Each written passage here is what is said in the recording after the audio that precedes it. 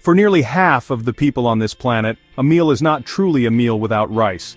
This simple grain, originating in the lush landscapes of Asia, has become a fundamental pillar of human sustenance, a cornerstone of countless cultures and cuisines. Its journey begins not in a factory or a supermarket but in the soil, as a tiny, unassuming seed. This seed holds within it the potential for a sprawling field of green, a promise of nourishment that has been fulfilled for millennia. The process of cultivating rice is a delicate dance between human hands, nature's cycles, and increasingly, modern agricultural science, all working together to transform that single seed into a bountiful harvest that will eventually feed billions of people across the globe. The life of a rice plant starts in a carefully prepared nursery bed or is sown directly into the field. Farmers must choose the right variety for their climate and soil, a decision that has been honed over generations of agricultural wisdom. Once planted, the seeds require a controlled environment, most famously the flooded paddies that have become an iconic image of rice cultivation. This standing water serves multiple purposes. Media group, flooded rice fields suppressing weeds, close-up of weeds in and around rice paddies at Stalk at distribute_equally. It suppresses the growth of weeds that would otherwise compete with the young rice shoots for sunlight and nutrients, and it provides a stable, hydrated environment for the thirsty plants. This deliberate creation of a miniature wetland is a testament to the ingenuity of early farmers who first domesticated this remarkable grass. Over the next several months, the rice plant undergoes a remarkable transformation. From a delicate green sprout, it matures into a tall, sturdy stalk, drawing energy from the sun and nutrients from the waterlogged earth. The plant begins to flower, and from these blossoms, the grains of rice start to form, encased within a protective outer layer known as the husk. This period of growth is a time of constant vigilance for the farmer. They must. Media group, farmer adjusting water levels in rice field, irrigation systems in rice paddies at Stalk and at distribute_equally. Manage the water levels with precision, protect the crop from pests and diseases, and ensure the plants receive everything they need to produce plump, healthy grains. It is a slow, patient process, a collaboration with the rhythms of the seasons.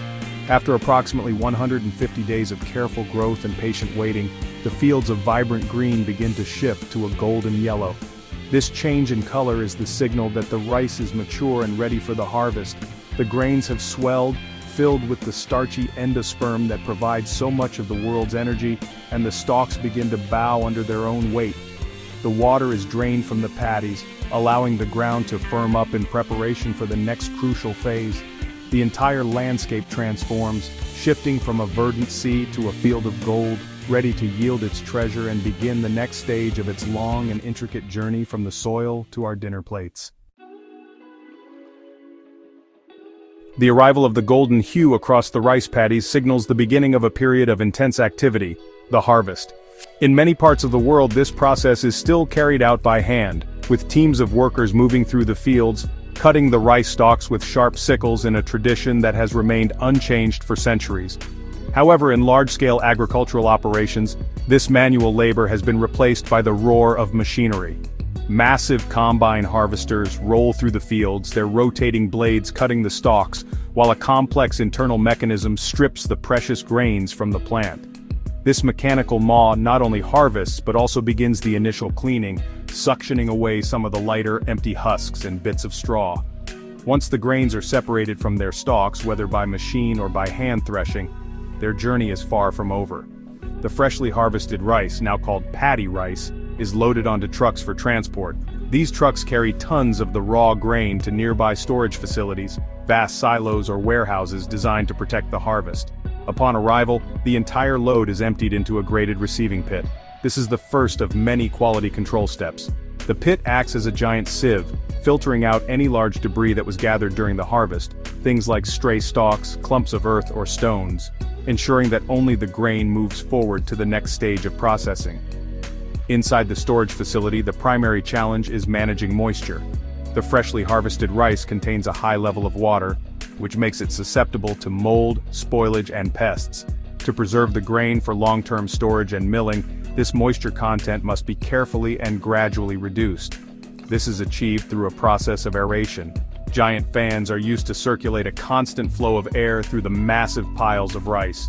This gentle drying process slowly lowers the moisture content to an optimal level, typically around 14%, stabilizing the grain and ensuring it remains in perfect condition until it is ready to be milled. Before the rice is accepted for processing, it undergoes rigorous inspection. A technician takes samples from each truckload, bringing them to a lab for a battery of tests. The moisture content is precisely measured to ensure it falls within the acceptable range. Then, using a sifting pan and often a heat lamp to encourage movement, the sample is meticulously checked for any sign of insects. The standards are incredibly strict. If even a single beetle or moth is found in the sample, the entire multi-ton truckload is rejected. This uncompromising approach to quality control is essential for guaranteeing the safety and purity of the final product that will eventually reach consumers. After passing the stringent initial inspections and being properly dried, the paddy rice is ready to enter the mill, the place where its most dramatic transformation occurs. The first order of business is a thorough cleaning. The grain travels through a series of machines, each designed to remove a specific type of impurity. It first tumbles through large rolling cylinders that act as screens, effectively filtering out any remaining pieces of straw. Next, it moves to a sifting machine that shakes and vibrates, separating out smaller debris like weed seeds while a powerful vacuum system suctions away the last of the light, empty husks that the harvester might have missed. Even stubborn mud balls are targeted and removed in this multi-stage purification process. With the rice now clean, the next critical step is to remove its tough, inedible outer shell, the husk. This process is called dehusking or shelling. The grains are fed between two heavy rubber rollers that spin in opposite directions, with one moving slightly faster than the other. This difference in speed creates a shearing force that gently cracks and peels the husk away from the kernel inside without damaging it. Once freed, the lighter husks are easily separated from the heavier rice kernels by a strong current of air from a vacuum system. The separated husks are not wasted. They can be used for fuel, animal bedding, or as a component in building materials. At this point, we have what is known as brown rice. The husk is gone, but the nutritious bran layer remains intact, giving the kernel its characteristic color and wholesome, nutty flavor. However, a significant portion of the world's consumers prefers white rice, which requires further processing. To achieve this, the brown rice is sent to milling machines, which are essentially grinders. These machines use abrasion to gently rub and grind away the bran layer and the underlying germ. The friction polishes the kernel, transforming it from brown to the familiar pearly white. The removed bran, rich in fiber and nutrients, is carefully collected and often repurposed as a valuable ingredient in animal feed. The journey to becoming pristine white rice isn't quite finished. After the main bran layer is removed, the rice kernels often undergo a final polishing stage. This process uses a gentle grinding action, sometimes with a fine mist of water, to give the white rice a smooth, glossy surface and a pearly sheen. This not only enhances the rice's appearance, but also helps to remove any remaining bran dust. The result is the polished white rice that is a staple in so many kitchens, a product of a meticulous, multi-step mechanical transformation that turns a rugged grain from the field into a refined ingredient ready for cooking. Even after the rice has been milled and polished, the refinement process is not yet complete. The milling process, while precise, can inevitably cause some of the rice kernels to break. For many markets, separating these broken pieces from the whole grains is a crucial step in ensuring a premium product. This task is accomplished using a clever piece of machinery, a large, spinning, dimpled cylinder. As the rice tumbles through this cylinder, the smaller broken kernels fall into the indentations or dimples and are collected separately. These broken pieces are by no means wasted. They are sold for use in other products, such as rice flour, cereals, or even in the brewing of beer and sake. The final and most technologically advanced stage of quality control is color sorting. The whole grains of rice, now separated from the broken pieces, are fed onto a conveyor belt where they pass under the watchful eye of computerized cameras. These high-speed cameras scan every single kernel, capable of detecting the slightest imperfection, a dark spot, a discolored grain, or any remaining foreign material. The moment an imperfection is detected, the computer triggers a targeted nozzle that shoots a precise puff of compressed air, blasting the defective kernel out of the stream of perfect grains. This remarkable technology ensures a final product of incredible uniformity and purity, With all the sorting, grading, and cleaning complete, the finished rice, whether it be nutrient-rich brown rice or polished white rice, is finally ready for its last stop at the plant. The grains are transported to a packaging station, a highly automated environment designed for speed and hygiene. The rice is weighed and funneled down into large rolls of plastic tubing or pre-made bags.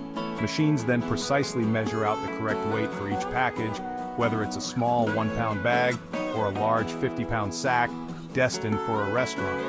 The packages are then heat-sealed to lock in freshness and protect the rice from moisture and contaminants during its final journey. From here, the sealed bags of rice are packed into boxes, stacked onto pallets, and loaded onto trucks, trains, and ships. They travel from the processing plant to distribution centers and then onward to supermarket shelves, local markets, and restaurant kitchens around the world. The long and complex journey, which began months earlier as a single seed planted in a flooded field, is finally complete. The humble grain, now cleaned, processed, and packaged, is ready to be cooked and served, providing nourishment and pleasure to tables thousands of miles from where it first grew, connecting us all in the simple shared act of a meal.